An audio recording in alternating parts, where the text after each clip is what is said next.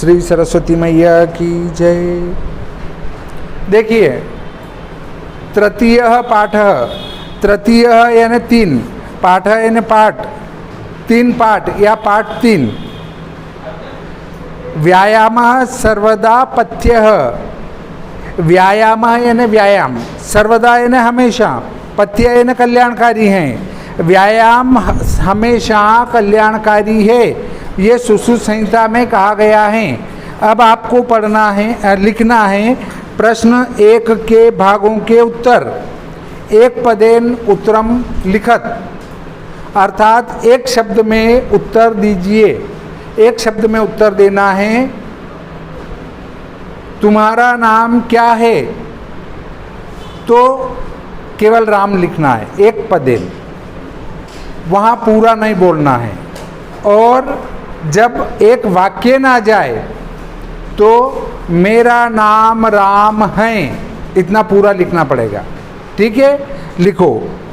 परमम आरोग्यम कस्मात् उपजायते, उत्तम निरोगता किससे उत्पन्न होती है। तो केवल एक शब्द लिखना है, व्यायामात, व्यायामात, व्यायाम से है ना। कस्य मांसम स्थिरी भवति, किसका मांस परिपक्व हो जाता है। तो व्यायाम, व्यायाम भीरतस्य, तो पूरा शब्द हो जाएगा व्यायाम भीरतस्य, व्यायाम भीरतस्य, व्यायाम में तल्लीन रहने वाले का। सदा कह पथ्य, हमेशा क्या कल्याणकारी हैं। तो व्यायाम, व्यायाम, व्यायाम। केह पुंभिः सर्वेषु ऋतुषु व्यायाम कर्तव्य, किन पुरुषों के द्वारा सभी ऋतुओं में व्यायाम किया जाना चाहिए या करना चाहिए। तो आत्महितैषी भी, आत्म, आत्म हितैषी, हितैषी भी, आत्महितैषी भी, अपना कल्याण चाहने वाले। अगला प्रश्न है, व्यायामस्विन् गात्रस्य समीपम केन उपसर्पन्ति, व्यायाम के कारण पसीने से लथपथ शरीर वाले के पास कौन नहीं आते हैं। तो व्याधयः, व्याधयः रोग, मतलब व्यायाम करने वाले के पसीने के पास में रोग नहीं आते हैं। जैसे हमारा पसीना होता है तो सारा रोग, बीमारियां बाहर निकल जाती है। दूसरा प्रश्न आता है, अधोलिखितानां प्रश्नानां उत्तराणि संस्कृत भाषया लिखत, नीचे लिखे प्रश्नों के उत्तर संस्कृत भाषा में लिखो, मतलब पूरा उत्तर लिखना है। कीदृशम कर्म व्यायाम संगीतम कथ्यते, कैसा कर्म व्यायाम नाम वाला कहा गया है। तो कीदृशम की जगह लिखना है, लिखो शरीरा, शरीरा यास जननम, यास जननम, तो पूरा हो जाएगा शरीरा यास जननम। और बाकी का प्रश्न ऐसा लिखना तो उत्तर बन जाएगा। उत्तर क्या होगा, शरीरायास जननम कर्म व्यायाम संगीतम कथ्यते, शरीर के परिश्रम से उत्पन्न कर्म व्यायाम नाम वाला कहा गया है। मतलब हम दौड़ रहे हैं, काम कर रहे हैं, कुछ भी कर रहे हैं तो वो व्यायाम की श्रेणी में आता है। व्यायामात किम किमुपजायते, व्यायामात व्यायाम से, किम यानी क्या, किमुपजायते, किम धन उपजायते, किम यानी क्या, उपजायते यानी उत्पन्न होता है। व्यायाम से क्या उत्पन्न होता है। तो श्रम, क्लम, आदा क ल म, पिपासा, उष्ण, शीत आदि नाम सहिष्णुता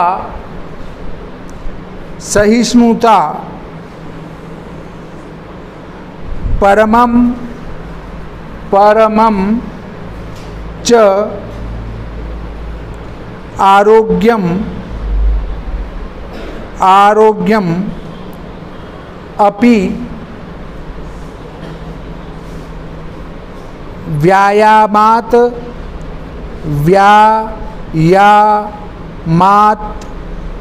उपजायते।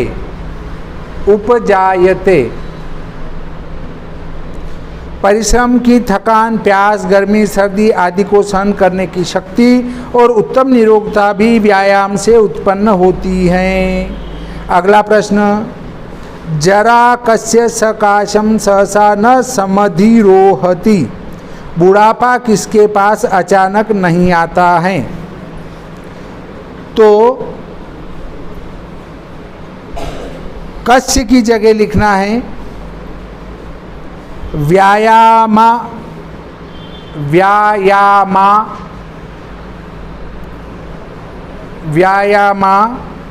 भीरतस्य। कस्य की जगह व्यायामा भीरतस्य, बस कस्य की जगह लिखेंगे तो उत्तर क्या हो जाएगा? जरा व्यायामा भीरतस्य सकाशम सहसा न समाधिरोहति। बुढ़ापा व्यायाम में तल्लीन रहने वाले के पास अचानक नहीं आता है। कस्य विरुद्धमपि भोजनम परिपच्यते। किसका खराब भोजन भी पच जाता है, या किसको खराब भोजन भी पच जाता है?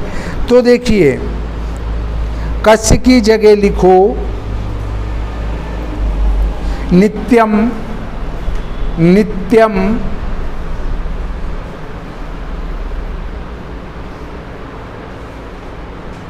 व्यायामम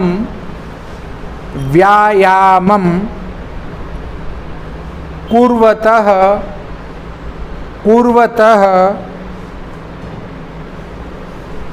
बाकी ऐसा का ऐसा लिख दो।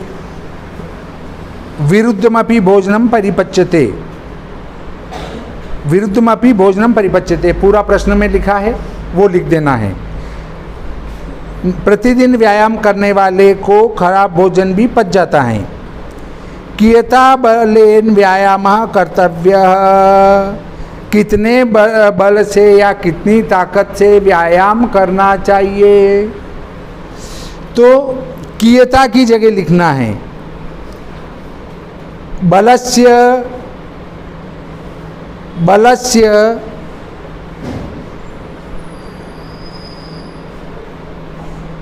अर्धेन,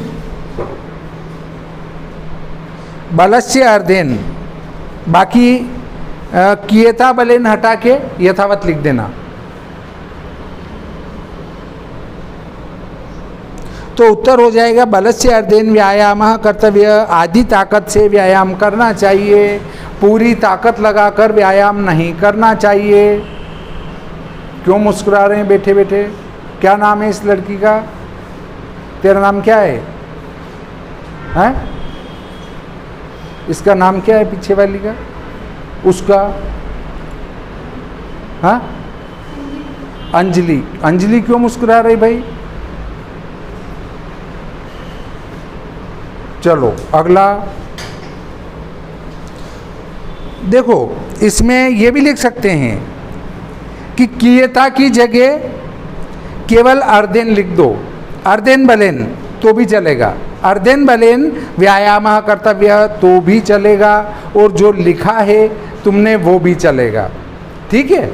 अगला, अर्धबलस्य लक्षणम किम। आधे बल का लक्षण क्या है? तो लिखो उत्तर यदा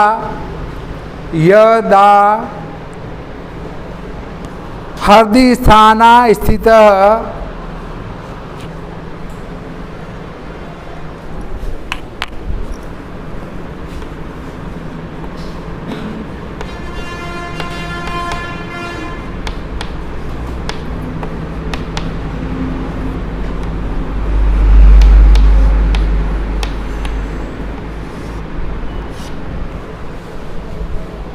ठीक है। वायुः वक्त्रम, वायुः वक्त्रम, वक्त्रम, वक्त्रम प्रपद्यते, प्रपद्यते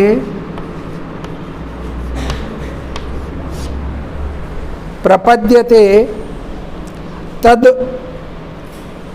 व्यायामं, तद व्यायामं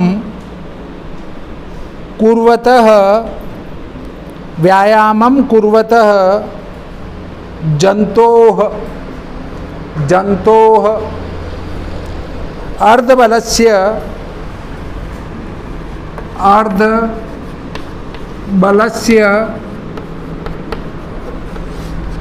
अर्धबलस्य लक्षणम्, अर्धबलस्य लक्षणम्। जब हृदय में स्थित वायु मुंह तक पहुंचती है, वह व्यायाम करते हुए व्यक्ति के आधे बल का लक्षण होता है। अगला आता है उदाहरण अनुसृज्य कोष्ठक गतेषु पदेषु तृतीया विभक्तिषु विभक्तिम प्रयुज्य रिक्त स्थानानि पूरयेत्। उदाहरण के अनुसार कोष्ठक में दिए गए शब्दों में तृतीया विभक्ति का प्रयोग करके रिक्त स्थानों को पूरा कीजिए।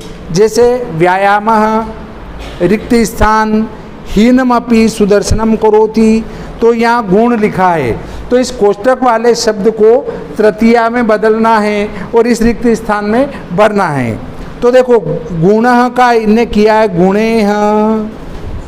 अब अपना अगला आता है जिसको अपने पूर्ति करना है, तो रिक्त स्थान व्यायामः कर्तव्यः और इसमें लिखा है बलस्यार्धः, तो बलस्यार्धेन लिख दो इसमें, बलस्यार्धेन,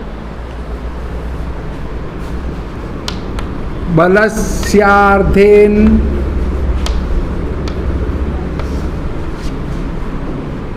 ठीक है। अब अगला है रिक्त स्थान शीदृशम किंचित स्थौल्यापकर्षणम नास्ति, तो व्यायाम का लिखना है व्यायामेन, व्यायामेन ये लिखना है। अगला है रिक्त स्थान विना जीवनम नास्ति, तो विद्या, विद्या की जगह तुम लिखना है विद्यया, विद्यया ये लिखना है। फिर आता है सह रिक्त स्थान खंजः अस्ति और कोष्ठक में लिखा है चरण, तो चरण का लिखना है हमें चरणेन, चरणेन, चरणेन। अब अगला आता है शुभकारः रिक्त स्थान भोजनम जिग्रति और लिखा है नासिका, तो इसका लिखना है नासिकया, नासिकया।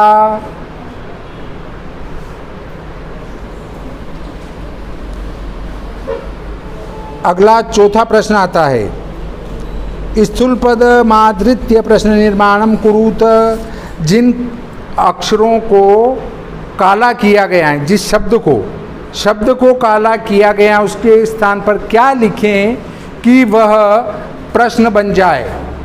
तो देखिए, हाँ ये बातें कर रहे हैं पीछे वाले, तो क्या लिखें कि वो प्रश्न बन जाए, तो वो शब्द लिखना है शरीरस्य आयास जननम कर्म व्यायाम इति कथ्यते।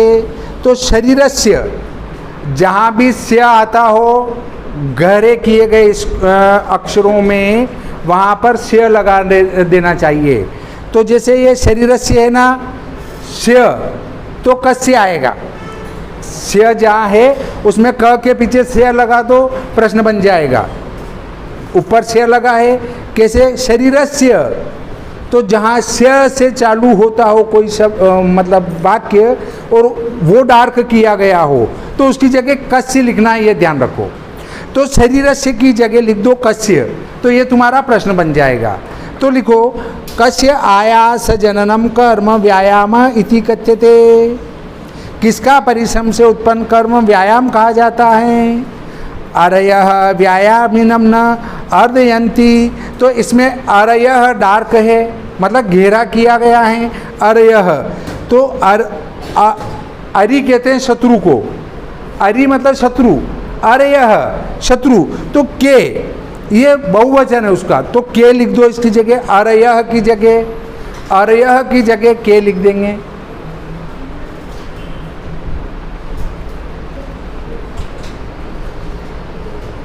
तो प्रश्न बन जाएगा के व्यायामिनम अर्धयंती, कौन व्यायाम करने वाले को नहीं कुचल पाते। अगला है आत्महितैषी भी सर्वदा व्यायाम कर्तव्य। अपना कल्याण चाहने वालों के द्वारा सदा व्यायाम करना चाहिए। तो यहाँ आत्महितैषी भी है वो घेरा किया गया है, तो इसके जगह केह लिखना है। केह लिख दो।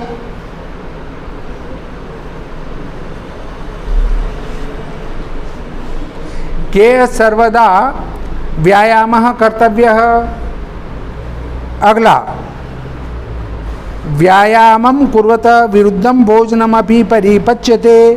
तो यहाँ पर व्यायाम करने वाले का खराब भोजन भी पच जाता है, मतलब विरुद्धम को यहाँ घेरा किया गया है।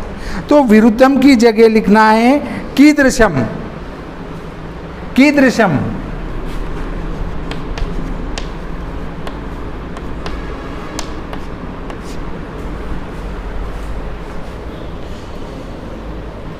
व्यायामं कुर्वत कीदृशम भोजनम अपि परिपच्यते।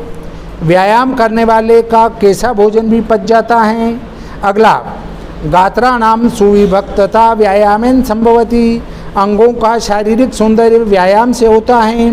तो गात्राणाम को यहाँ घेरा किया गया है, तो गात्राणाम की जगह लिख दो केशाम, केशाम लिख दो गात्राणाम की जगह। तो किनका शारीरिक सौंदर्य व्यायाम से होता है? केशाम। अगला षष्ठ श्लोकस्य भावमाश्रित्य रिक्त स्थानानि पूरयत। छठे श्लोक के भाव को आश्रय कर रिक्त स्थान की पूर्ति करना है। उत्तर वेनतेयम रिक्त स्थान है यहाँ पे, तो वहाँ वेनतेयम लिखो, वेनतेयम। समीपे उर्गाह न, फिर रिक्त स्थान है, वहाँ लिखो उपसर्पन्ती, उपसर्पन्ती, उपसर्पन्ती।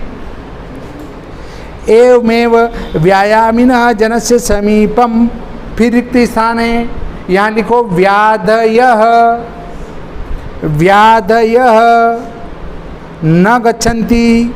व्यायामः वयो रूप गुणहीनम अपि जनम, रिक्त स्थान है अब, तो यहाँ लिखो सुदर्शनम, सुदर्शनम करोति। बस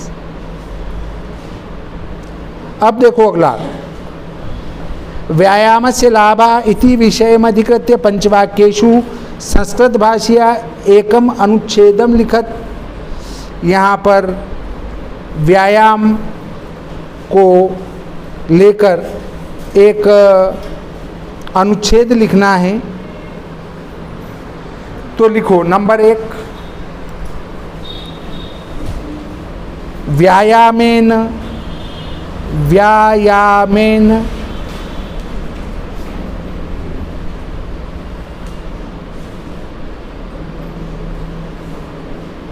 जठराग्निः, जठराग्निः, जठराग्निः, जठराग्निः, जठराग्निः उत्तमा भवति, उत्तमा भवति। अगला 2 नंबर लिखो इसमें वो पहला था, अब दूसरा नंबर। 5 वाक्य लिखना है तो पहला वाक्य हो गया। अब दूसरा लिखो, व्यायामात, व्यायामात आरोग्यम जायते, आरोग्यम जायते, व्यायामात आरोग्यम जायते। तीसरा, व्यायामेन, व्यायामेन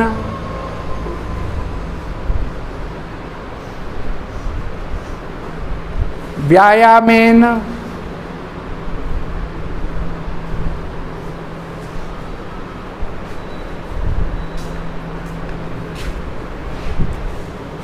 अंगेषु,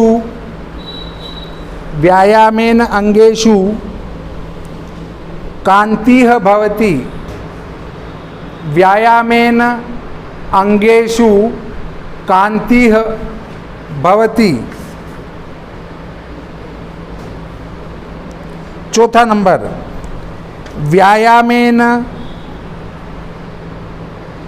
सदृशम, सदृशम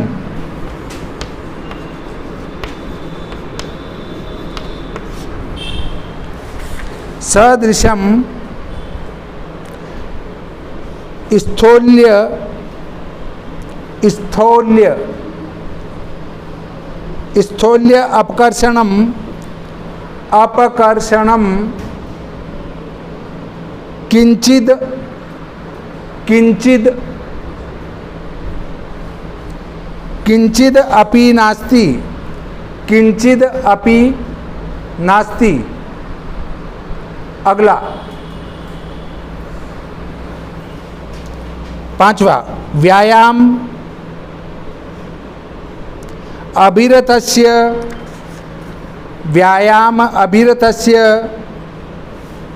वृद्धावस्था, वृद्धावस्था शीघ्रम, वृद्धावस्था शीघ्रम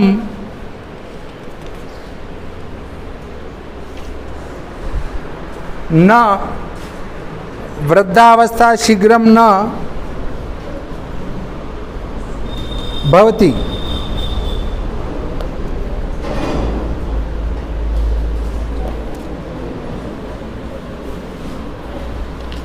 अगला, यथा निर्देश मुत्तरत, जैसा निर्देश हो वैसा कार्य करो। इसमें जैसा निर्देश दे रखा हो छठे के पहले में वैसा कार्य करना है, अर्थात रिक्त स्थान भरना है। नहीं, इसमें 5वें के अ में एक अनुच्छेद लिख लिया। अनुच्छेद लिखने के बाद आता है तत्कृत्वा तु सुखम देहम अत्र विशेषण पदम किम। तो इसमें विशेषण वाला पद कौन सा है? तो देखो, लिखो इसको। 5वें का अ है ये, पहले 5वें में वो लिख चुके 5 वाक्य। अब लिखना है तुम्हें, वो लिखना है जो निर्देश दिया गया है, वो कार्य लिखना है। तत्कृत्वा तु सुखम देहम अत्र विशेषण पदम किम। यहाँ पर विशेषण पद क्या है? तो सुखम,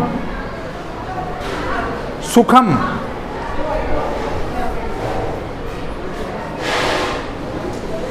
अगला, व्याधियो नोपसर्पन्ति वेन्तेय मिवो रगाः अस्मिन् वाक्ये क्रियापदम किम।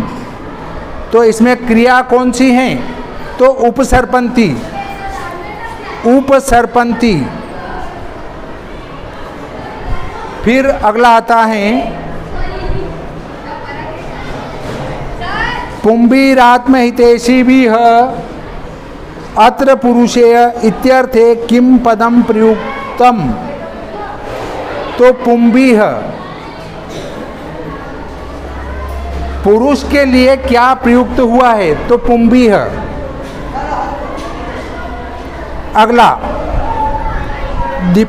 दीप्ताग्नि त्वमनालयस्यम, मनालस्यम दीप्ताग्नि त्वमनालस्यम स्थिरत्वम लाघवम मृजा इति वाक्यात् गौरवम इति पदस्य विपरीतार्थकम पदम चित्वा लिखत।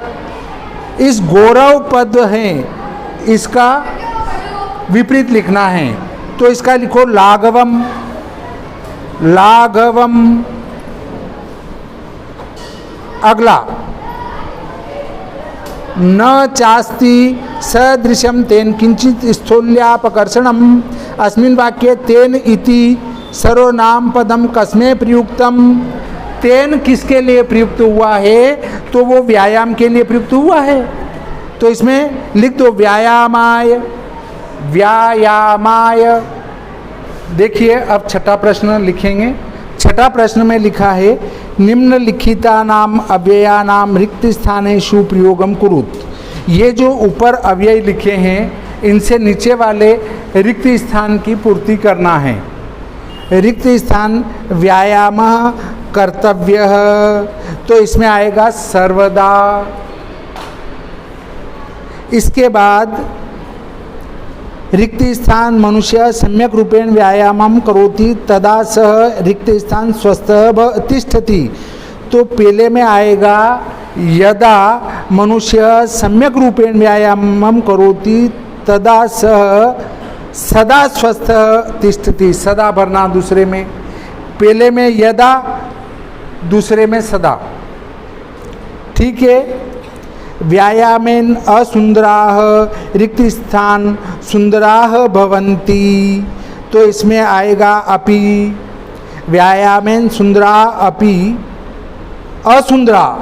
सुंदरा सुंदरा दिख गया मेरे को, कम दिखता है तो व्यायामेन असुंदराः अपि सुंदराः भवन्ति। तो व्यायाम से जो असुंदर होते हैं वो भी सुंदर हो जाते हैं। व्यायामेन रिक्त स्थान किंचित स्थूल्यापकर्षणम नास्ति, तो इसमें आएगा नहीं, इससे ऊपर वाला व्यायामिनः जनस्य वार्धक्यम ना याति। व्यायाम से मनुष्य को एकाएक बुढ़ापा नहीं आता है, तो इसमें सहसा भरेंगे। व्यायामिनः जनस्य सकाशम वार्धक्यम सहसा नायाति, एकाएक नहीं आता है। व्यायामेन रिक्त स्थान किंचित स्थूल्यापकर्षणम नास्ति, तो इसमें आ जाएगा सदृशम। सदृशम। व्यायामेन सदृशम किंचित स्थूल्यापकर्षणम नास्ति। अगला व्यायामं समीक्ष्य एव कर्तव्यम रिक्त स्थान व्याधियः आयान्ति, तो इसमें अन्यथा आ जाएगा। व्यायामं समीक्ष्य एव कर्तव्यम अन्यथा व्याधियः आयान्ति। अब देखिए एक बात और आती है कि इसमें आया है अव्यय। अव्यय जो दिए हैं उनसे रिक्त स्थान की पूर्ति करना है, तो अव्यय क्या होता है? यो न व्ययेति स अव्ययः, जो खर्च नहीं होते अर्थात जो बदलते नहीं हैं वे अव्यय कहलाते हैं। अब देखिए कौन नहीं बदलता है, कैसे नहीं बदलता है। जैसे 3 पुरुष होते हैं संस्कृत में, प्रथम पुरुष, मध्यम पुरुष, उत्तम पुरुष। हाँ, फिर होता है कौन सा आपका 3 वचन, एक वचन, द्विवचन, बहुवचन। 3 लिंग, स्त्रीलिंग, पुरुष, पुल्लिंग और नपुंसकलिंग। हाँ, तो वे शब्द जो तीनों काल, तीनों पुरुष, तीनों लिंग, तीनों वचनों में एक समान प्रयुक्त होते हैं उन्हें अव्यय कहते हैं, अर्थात वे कभी नहीं बदलते। जैसे च, रामश्च लक्ष्मणश्च, बदलता नहीं है ये। और होता है च का अर्थ मैं और तू, मैं और तुम, मैं और तुम सब, हम सब और वे सब, और में अंतर नहीं आता है। ठीक है। ऐसे ही मैं और तू कल गए थे, भूतकाल में भी और ही आया। मैं और तू कल जाएंगे, और में कोई अंतर नहीं आया, इसलिए च अव्यय होता है। अत्र तत्र सर्वत्र ये सब अव्यय होते हैं। तो अव्यय को समझ चुके होंगे। अब अगले प्रश्न पर विचार करते हैं। उदाहरणम अनुसृत्य वाच्य परिवर्तनम कुरुत।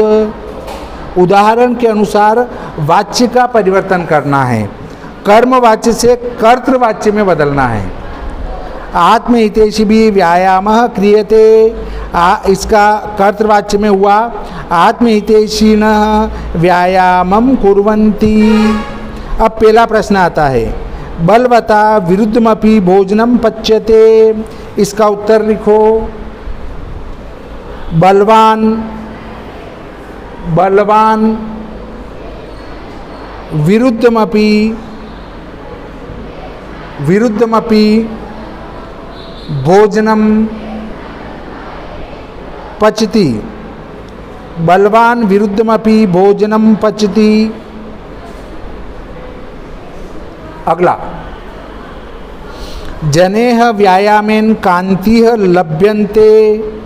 तो इसका कर्तृवाच्य में होगा जनाः व्यायामेन। इसमें जनेह था तो जनेह का जना हो जाएगा, और बाकी ऐसा का ऐसा लिख दो। जनेह का जनाह लिख दो और बाकी पूरा ऐसा ही। तो जनाह व्यायामेन कांतिः लभ्यन्ते, ऐसा पहले में भी ध्यान रखना। बलवता का बलवान हो गया, बाकी पूरा यथावत। अब मोहनेन पाठ पठ्यते, मोहन के द्वारा पाठ पढ़ा जाता है, तो मोहनेन का मोहनः कर दो, मोहनः। बाकी ऐसा का पाठम पठती, पूरा अलग हो जाएगा ये। मोहनः पाठम पठती, मोहनः पाठम पठति, मोहनः पाठम पठति। अगला, लतया गीतम गीयते। तो लतिया का लता कर दो। लता गीतम गायति, लता गीतम गायति। अगला 7वां प्रश्न, अधोलिखितेषु तद्धित पदेषु प्रकृतिम प्रत्ययम च पृथक कृत्वा लिखत। यहाँ पर तद्धित प्रत्यय दिए गए हैं, प्रकृति और प्रत्यय को अलग करना है। वे शब्द या शब्दांश जो किसी शब्द के पीछे जोड़े जाते हैं उन्हें प्रत्यय कहते हैं, और उपसर्ग वे शब्द या शब्दांश जो किसी शब्द के पूर्व में जोड़े जाते हैं उपसर्ग कहलाते हैं। ठीक है, पहले जुड़ने वाले उपसर्ग, पीछे जुड़ने वाले प्रत्यय।